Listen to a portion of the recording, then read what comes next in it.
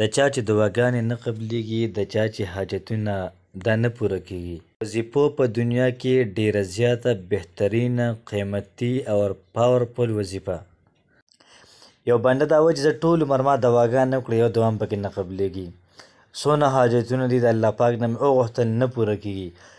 دا وظیفه وکړئ، انشاءالله العزیز ټول کارونه به ستا کیږي، ټولې دعاګانې ټول مشکلات به ستا دا ختمیږي.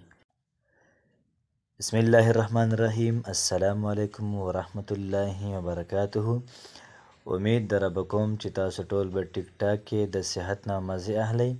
الله پاک دې تاسو ټول تر او تازه ساتي. الله پاک دې زموږ او تاسو ټولې مسلې ختم کړي. الله پاک دې موږ او تاسو ټول چاته محتاج کوي نه، صرف د خپل اطاعت د خپل بندګۍ محتاج دي کې ماته. محترم، نن چې کوم وظیفه ده دا ډیره زیاته بهترینه ډیره زیاته پاورفل وظیفه ده او د داسې وظایفو دپاره هلکه ګرځي، د داسې وظیفو دپاره هلکه ترسیږي چې داسې موږ ته عمل میلاو شي چې الله پاک د موږ څه سوال وکړو، الله پاک زموږ دا سوال قبول کړي. که د چا رښتیا نه کیږي دا عمل دې ولو کړي، انشاءالله العزیز فورا به کیږي.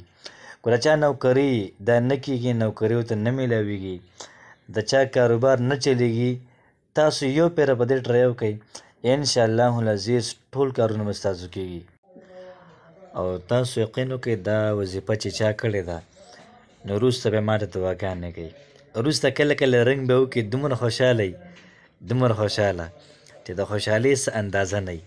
او تاسو یقین وکئ ماته سکون هغه ټایم کې میلاویږي زه کله یو وظیفه اپلوډ کړمه او ماته یو کس میسج وکړي چې یاره قاري صاحبه، یاره مولانا صاحب وظیفه مې کړې ده، ډېره زیاته ناشنا وظیفه دې راته ښودلې ده، او هغه ټایم کې چې کوم هغه دواګانې کوي که نه، بس دا دواګانې زما دپاره هر څه دي. بل یو سړي ته مې دا وظیفه ښودلې وه، نو هغه ماته بل ورځ څه وایي چې کوم مشکل کار ماته پیدا شي، کوم مشکل کار وایي دا وظیفه ما نیولې ده، هر یو کار دپاره ما نیولې ده او زما پې هر یو کار کېږي. نو راځئ دغه وظیفه تاسو ته مې یم او تاسو هم په دې عمل وکئ، نور خلکو سره هم شیر کوئ، نو انشاءالله العزیز ډیره زیاته پیدا به وي. د وظیفې څه شرایط دا دي چې لومبی به دا وي چې ما ته به 5 وخته مونځ کوو، دویمه خبره ده چې ما ته به د قرآن مجید تلاوت کوو، انشاءالله العزیز زما او ستا وظیفه دا به کار کوي. نو راځئ چې څو د وظیفې طرف ته. وظیفه څه داسې ده هغه ټایم کې به 2 رکعته نفل وکړو چې په کم ټایم کې مونځ کېږي، د نور راحتو ټایم نه وي، د پریوتو ټایم نه وي او نور په دې سر باندې ولاړ نه وي داسې په 12 بجې ټایم کې.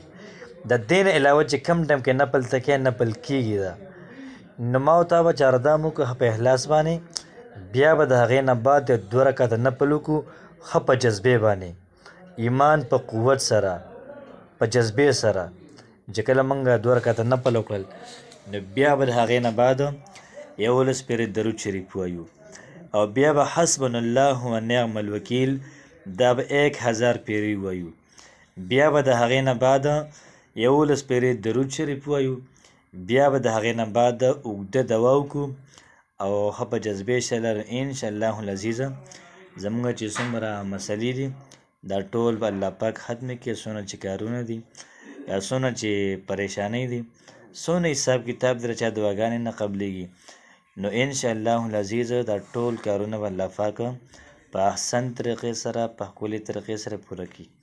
السلام علیکم ورحمت الله وبرکاته.